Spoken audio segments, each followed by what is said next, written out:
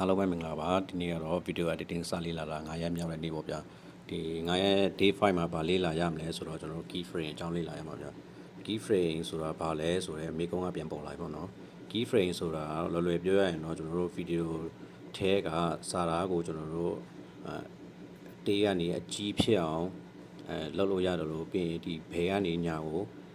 ဖြစ်ဖြစ်ချင်းတွားခိုင်းလို့လည်းရတယ်ပေါ့နော်အဲ့ဒါကိုကျွန်တော်တို့ဒီ key frame ထဲလို့ခေါ်တာပေါ့နော်ကျွန်တော်လည်းစမ်းကြည့်လိုက်ရအောင်ဗျပထမဆုံးကျွန်တော်တို့ဒီဟို test တစ်ခုလုပ်လိုက်မယ်နော် test ဒီမှာ video editing လည်းလုပ်လိုက်မယ်ဗျ video editing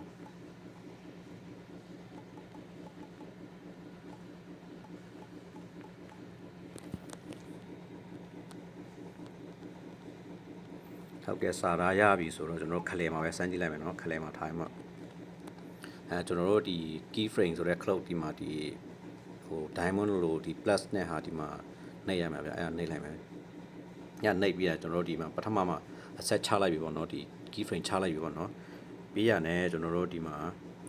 နောက်ထပ်20စက္ကန့်လောက်မှာကျွန်တော်တို့ချကြည့်လိုက်မယ်ဗျ key frame နောက်တစ်ခုပြီးရင်ကျွန်တော်ဒီစလုံးကိုကြီးခိုင်းစေချင်တယ်ပေါ့နော်ဒါပါတော့ဒီမျိုးလက်နှစ်ဖက်နဲ့ပြန်ချဲလိုက်မယ်နော်ပြီးစလုံးကြီးခိုင်းစေချင်တဲ့အတွက်ကြောင့်မို့လို့ဟုတ်ကျွန်တော်နဲ့အတူတူဘယ်လိုထွက်လာမလဲဆိုပြန်ကြည့်ရအောင်တစ်ချက်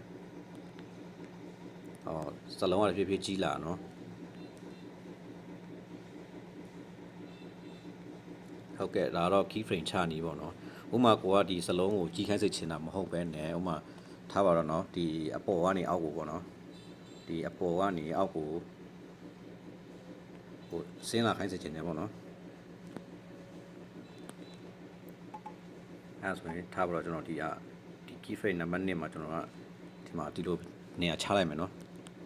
ပြန်ကြည့်ရအောင်ဘယ်လိုထွက်လာမလဲတော့အပေါ်ကနေအောက်ကိုဆင်းလာနော်သူကဟုတ်ကဲ့ဒီနေ့ဟိုဒီ key frame ကတော့ဒီစာသားကိုကျွန်တော်တို့လိုချိန်လို့ရတယ်ဆိုတဲ့ဟာပေါ့နော်အတေးကနေစလုံးကြီးတော့လည်းလုပ်လို့ရတယ်ပြီးရင်ဒီ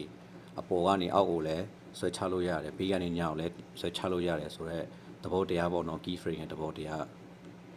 ဟုတ်ကဲ့ဒီနေ့တင်ခန်းစာကျွန်တော်တို့လေ့လာရတဲ့တင်ခန်းစာတော့ဒီနေ့ဒီ key frame အကြောင်းပေါ့နော်